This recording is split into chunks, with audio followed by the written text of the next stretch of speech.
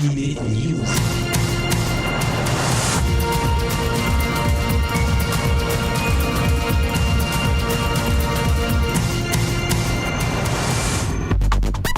Bonjour à tous, c'est Alex au micro de Générique Kids. Je vous remercie de nous suivre pour ce 7e hors-série d'Anime News. Une très belle rencontre encore aujourd'hui avec Jérôme Alquier, un artiste que beaucoup connaissent grâce à Senseiya.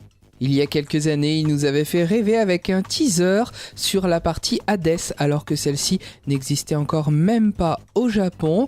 C'est un artiste qui sait s'adapter à tous les styles et dont le talent n'a d'égal que la dextérité. C'est au festival C'est New à Épinal que je l'ai rencontré les 8 et 9 mars 2014. Je vous propose à présent de découvrir cette belle rencontre avec Jérôme Alquier autour de ses passions, de ses projets et de son art. Donc Jérôme Alquier, bonjour. Salut Alexandre. Merci donc de nous accorder un petit peu de temps pour Anime News. Quand as-tu découvert cette passion pour le dessin ? Ça a commencé très tôt, quand je suis de l'année 75, moi, donc quand j'étais tout petit, j'ai commencé à regarder la télé comme tout le monde de mon âge, et puis je suis tombé sur un Goldorak qui a évidemment changé ma vie, quoi. Donc j'ai grandi avec les dessins animés des années fin 70, début 80, donc Goldorak comme on l'a dit, mais Ulysse 31, Capitaine Flamme, enfin tous les space opéras des débuts des années 80, et ça m'a complètement passionné, j'ai adoré ça, mais à l'époque, tu sais, il n'y avait pas de moyens de médiatisation aussi développés qu'aujourd'hui, quoi. Il suffisait pas de taper sur un internet pour avoir plein d'images. On avait juste nos 10 minutes, 20 minutes à la télévision qui passait une fois par semaine. Donc on essayait autant que faire se peut de pouvoir refaire vivre nos personnages. Il y avait les jouets à l'époque dans les centres commerciaux pour ça, mais j'avais aussi des papiers et des crayons. Alors j'essayais de dessiner un petit peu ce qui me plaisait à la télé. C'est comme ça que j'ai démarré et c'est comme ça que j'ai commencé aussi à aimer le dessin. Des papiers, un crayon et un œil aiguisé, je suppose, parce que 20 minutes, ça suffit pas pour tout retenir. Il y avait des petites BD aussi qui nous aidaient bien, qui sortaient dans le commerce. Mais oui, après quand tu aimes, forcément tu t'y intéresses un petit peu. J'ai eu mon premier magnétoscope aussi quand j'étais petit, en 82 ou 83, ce qui m'a permis d'enregistrer un peu les films. Et puis ben voilà, il n'y a pas de honte à le dire, mais j'ai appris en copiant ce que je voyais à la télé. Donc je faisais pause avec le magnétoscope et puis j'essayais de refaire ce que je voyais, quoi. Et un coup de cœur pour un artiste en particulier, je suppose ? Ah bah oui, évidemment, parce que en fait, quand on est petit, on se rend pas trop compte. Quand on regarde Goldorak, Ulysse 31, puis après les Chevaliers Zodiac dont on est totalement fan, etc. Tu te dis, c'est marrant, mais on aime ce style de dessin. Et puis c'est que bien plus tard que tu comprends qu'en fait, il y a une concordance en fait entre chacun de ces dessins, qui est le caractère designer qu'il y a derrière. Donc évidemment, on parle de Shingo Araki qui est un maître absolu dans ce domaine-là, et en fait tu t'en rends vraiment pas compte quand tu es petit, quoi. Mais ton œil est déjà affûté pour le fait d'aimer ce genre de dessin, quoi. J'aimais pas, par exemple, graphiquement les mondes engloutis, c'était moins mon truc, quoi. Et alors qu'Ulysse 31, clairement, je reconnaissais cette patte vraiment spéciale, quoi.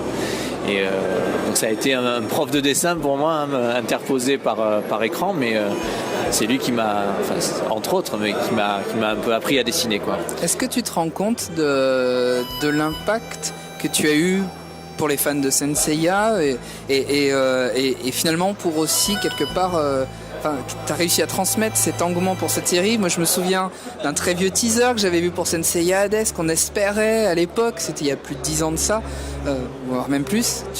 C'était une aventure un peu spéciale. C'était donc en fin des années 90. Ça faisait plusieurs années maintenant que Senseiya avait été arrêté par Toei après Poséidon, qui n'était pas le meilleur arc qu'on ait connu, quoi. Et il y avait cette fameuse bande dessinée, le manga qui continuait jusqu'au tome 28, qu'on n'avait même pas trop vu en France, parce que les mangas n'étaient pas trop sortis encore en France à cette époque-là. Donc j'avais réussi à me les procurer par des magasins d'import, un peu à la Walligen, quoi. Et puis j'avais vachement aimé ce que j'avais vu dedans, quoi. Même si le style graphique était très différent. Oui, et donc Kurumada et Araki. Kurumada et Araki, c'est quand même deux mondes différents.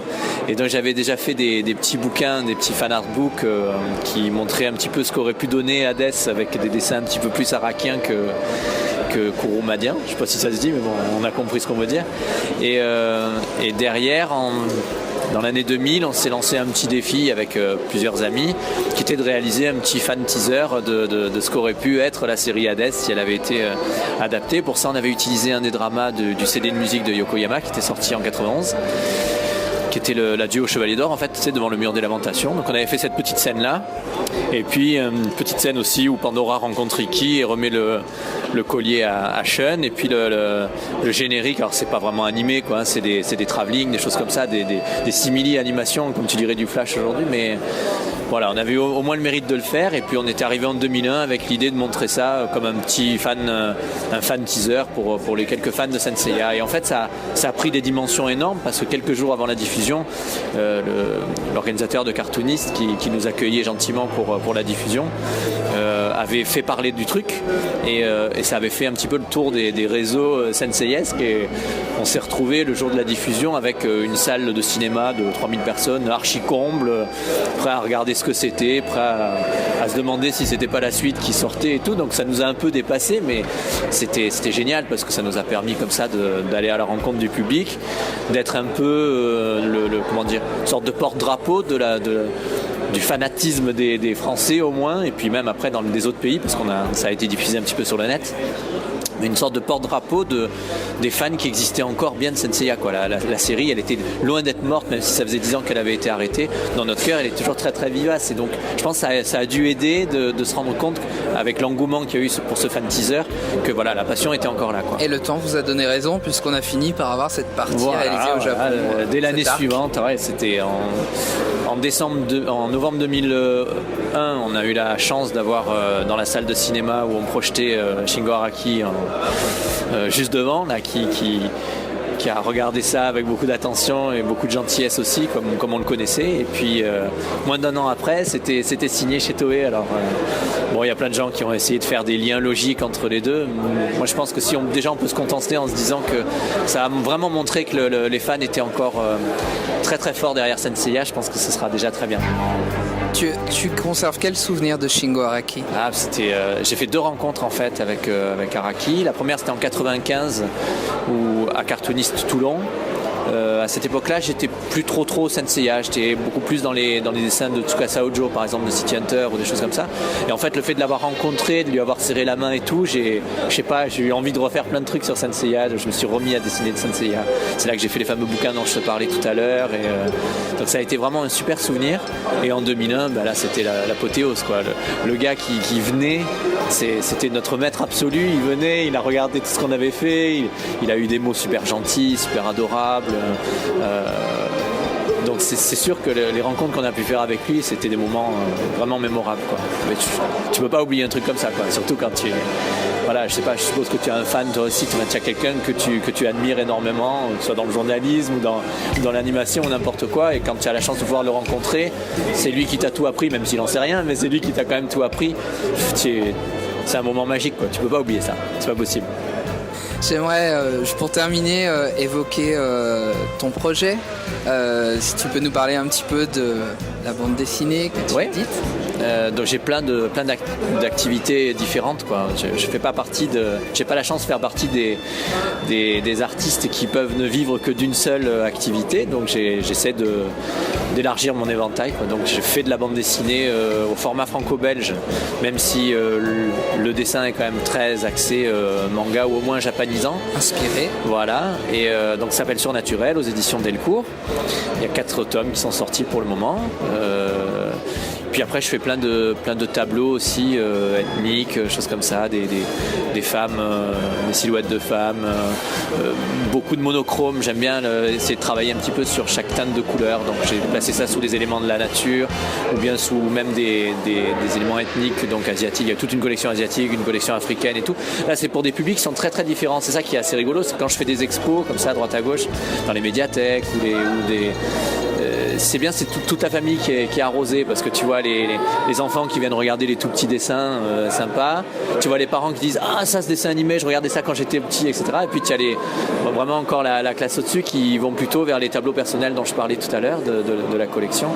Et donc voilà, ça arrose un petit peu tout le monde. Et tu as une technique préférée que tu privilégies? J'adore le celluloïd parce que c'est. J'ai remarqué. Voilà, c'est la technique qui était utilisée pour les dessins animés jusqu'à la fin des années 90, avant l'arrivée de l'ordinateur, qui je pense fait en effet gagner beaucoup de temps pour les colorisations.